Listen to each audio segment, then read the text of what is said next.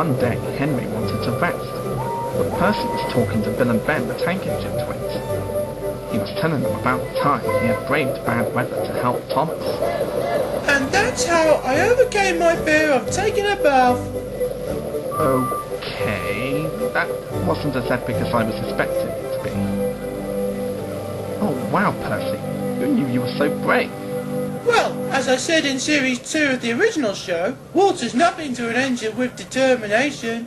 Tell us more, Percy. What are you engines doing here? This shed is reserved for the mainline engines. Go away! Hey, that wasn't in the script. Yeah, why did you say that instead of the original? Because it would have been silly if I said that the shed was for the Fat Controller's engine, since you two belong to Fassy. Off! Silly things. Well, we know when we're not wanted. Come on, Ben, let's get out of here. I'm with you, Bill. Bigot. Thanks for getting rid of them, Henry. You're a bigger killjoy than Gordon at last Easter. Happy Easter, Gordon. Get those chocolates away from me. They are silly, and so are you. Water's nothing to an engine with determination. Pah! I'm not scared of water. I like it. And that's more than anyone can say about you. Once an engine attached to a train, was afraid of a few drops of rain. No one ever lets me forget the time I wouldn't come out of the tunnel in case the rain spoiled my paint. Now he knows how I feel when engines remind me of my accidents.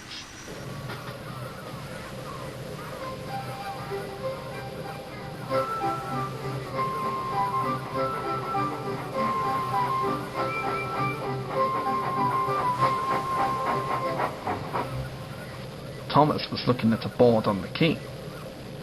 Danger. You mustn't go past that, Percy. That's orders. Why not? Well, danger means falling down something. I went past danger once and fell down a mine. There's no mine here. Percy didn't know that the foundations of the quay had sunk. The rails now sloped downward to the sea. Why does all this sound familiar? Percy made a plan. Do you think you could bomb me when we get to the quay? The trucks had never been asked to bump an engine before. They giggled and chattered about it. I know I've seen something like this before, but I can't put my funnel around it. On! Percy thought they were helping. I'll pretend to stop at the station, but the trucks will push me past the board. Then I'll make them stop. I can do that whenever I blinking well like. Every wise engine knows that you cannot trust trucks. Go on! Ow! Hey, come back here! Ah!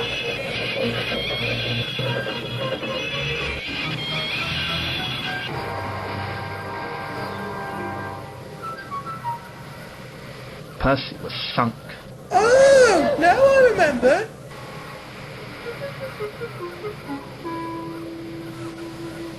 You are a very disobedient engine.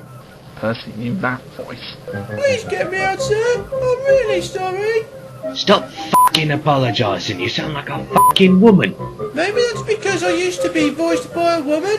Oh yeah, I forgot. Anyway, we cannot do that till high tide, Percy. High tide. That sounds like a good idea for a Tugs-related episode. I hope it will teach you to obey orders. Okay. It was dark when they brought floating cranes to rescue Percy. He was too cold and stiff to move by himself.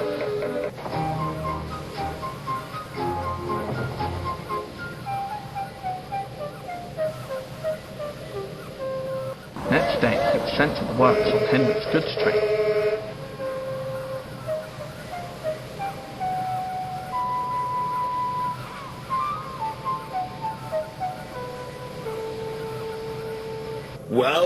Well, little Percy.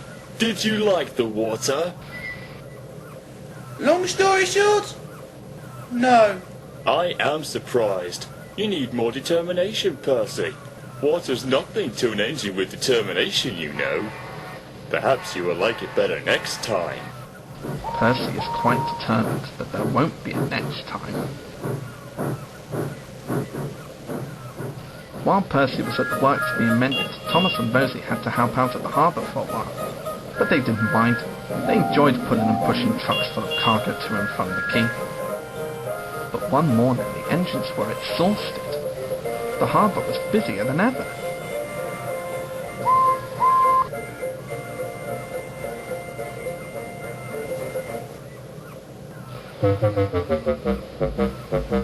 The Fat Controller promised that another engine would be found to help them. It's about time we got some help around here. You can say that again, sweetheart. I ate so much I can hardly get my wheels to move. They waited for the engine to arrive. It came as a shock when it did. Good morning. The two engines had not worked with diesel for a long time. What are you doing here?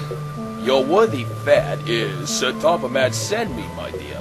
I hope you are pleased to see me again. I am to shunt some dreadfully tiresome trucks. Shunt where exactly? Where? Why, from here to there, dear Thomas, and then again from there to here. Easy as pie, isn't it? With that, Diesel, as if to make himself quite clear, bumped some trucks hard.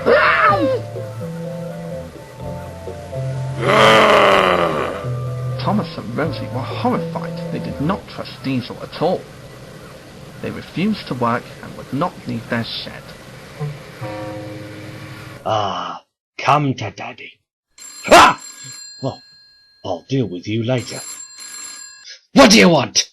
I'm in the middle of, important paperwork.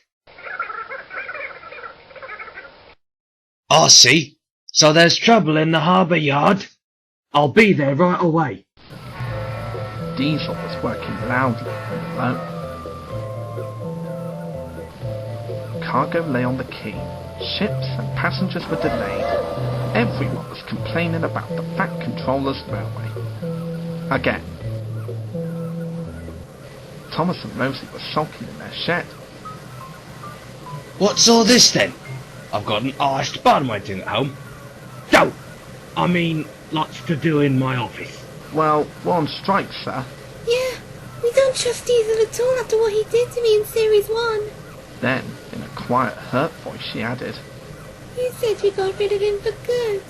I have to give Diesel a second chance, as much as I didn't want to. I'm trying to help you by bringing Diesel here. Now you must help me.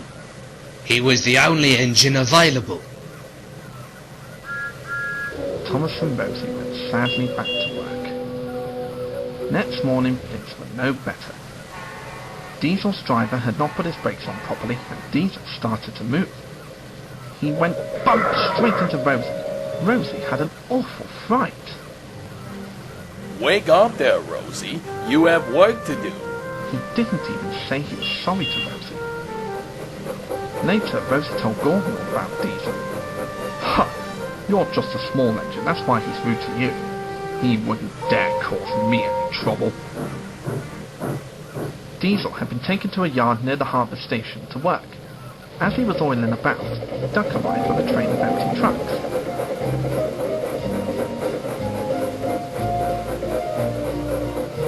Diesel was blocking his way, and a truck was stuck on the main line.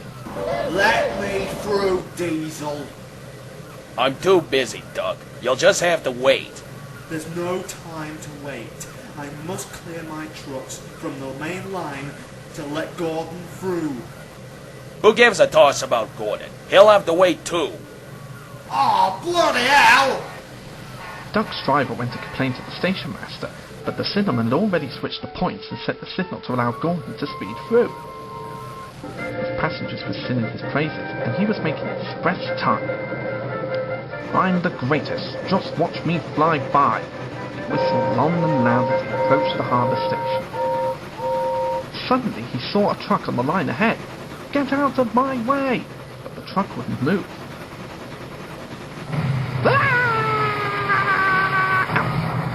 Until Gordon forced it. by accident. Gordon was worried that the Fat Controller would be cross. He was, but not with Gordon. Whoever caused this disturbance will have me to answer to. Later, Diesel bumped the truck so hard that the loads went everywhere. What will the Fat Controller say about this, Rosie? I don't know, but he won't like it. Oh, really? So who's going to tell him, I wonder? Two little goody-goody tattletales like you, I suppose? Thomas and Rosie did not want to be telltales, so they said nothing. Diesel, thinking he could get away with his bad behaviour, was ruder than ever. Next day, he was shunting trucks full of china clay. He banged the trucks hard into the buckets, but the buckets weren't secure. The silly trucks were sunk. Oops. Soon, the Fat Controller heard the news. The trucks were hoisted safely from the sea, but the clay was lost. The Fat Controller spoke severely to Diesel. The harbour master has told me everything. Things were much better here before you arrived. I shall not be inviting you back. Now, Thomas and Rosie, I hope you won't mind having to handle the work by yourselves again. Oh no, sir, of course we wouldn't. Yay! Whistling cheerfully, they puffed back to work while Diesel sulked slowly away.